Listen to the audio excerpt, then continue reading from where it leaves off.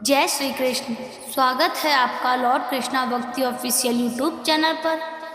तो आज हम भाद्रपद मास के 28वें अध्याय की पावन और पौराणिक कथा सुनेंगे। एक समय युधिष्ठिर ने भगवान श्री कृष्ण से प्रश्न किया, हे प्रभु, भाद्रपद मास में 28वें अध्याय का क्या महत्व है?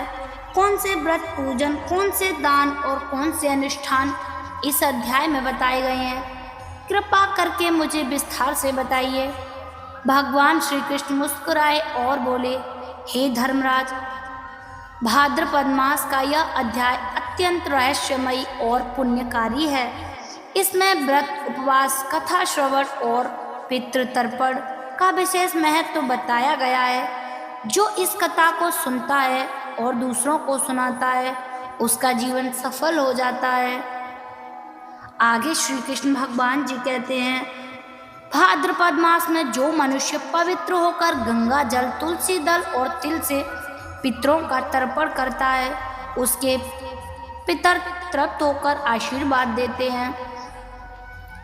इस मास में श्राद्ध कर्म करने से पितर प्रसन्न होकर वंश में सुख, शांति और धन धान्य का आशीर्वाद देते हैं। तो आइए इसमें एक पौराणिक कथा सुनाते हैं। एक समय अमृत नामक एक ब्राह्मण था जो अत्यंत धार्मिक और दानी था, किंतु उसने कभी भाद्रपद मास के श्राद्ध और तर्पण का पालन नहीं किया था।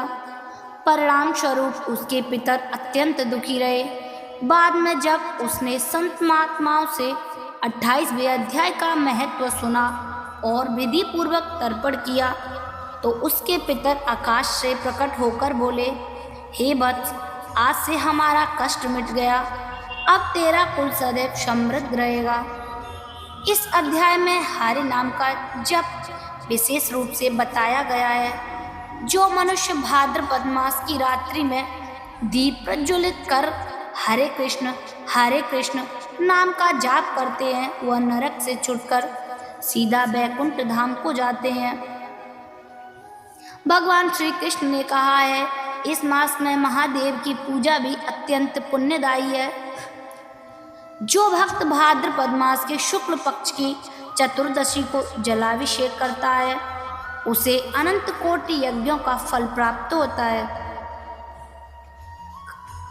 यहाँ एक कथा आती है कि वीरभद्र नामक एक ग्वाला हर चतुर्दशी पर शिवलिंग पर बेलपत्र चढ़ाता था। उसका जीवन बड़ा साधारण था, परंतु मृत्यु के समय शिवदूत उसे कैलाश धाम ले गए।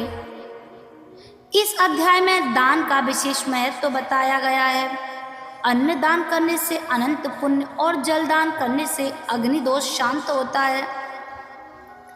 एक कथा आती है कि एक राजा ने भाद्रपद मास में अन्न और जल का दान किया। उसके पुण्य से उसके मृत पुत्र का पुनर्जन्म हुआ और वह राजा सूर्यलोक में निवास करने लगा। जो मनुष्य इस कथा को सुनता है और दूसरों को सुनाता है, वह भगवान श्री हरि विष्णु धाम जाता है। विशेषकर जो भाद्रपद मास शुक्ल पक्ष के सप्तमी, अष्टमी और पूर्णिमा को इस अध्याय का पाठ करता है, वह समस्त पापों से मुक्त होता है।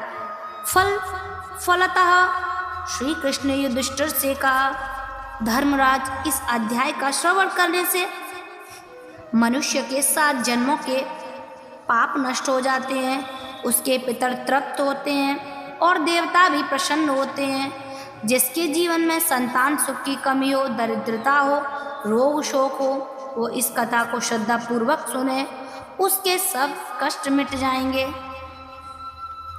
तो भक्तों, इस प्रकार भाद्रपद मास के 28वें अध्याय की यह पावन कथा समाप्त होती है। अगर आपको यह कथा पसंद आई हो तो लॉर्ड कृष्णा भक्ति ऑफिशियल चैनल को लाइक करें, शेयर करें और सब्सक्राइब अवश्य करें। मैं मोहिनी शर्मा आपसे विदा लेती हूँ। यह कथा प्रस्तुत की गई है लॉर्ड कृष्णा भक्ति ऑफिशियल पर, जिसके स्वामी हैं पंडित प्रदीप शर्मा जी। जय श्री हरि, जय श्री कृष्ण।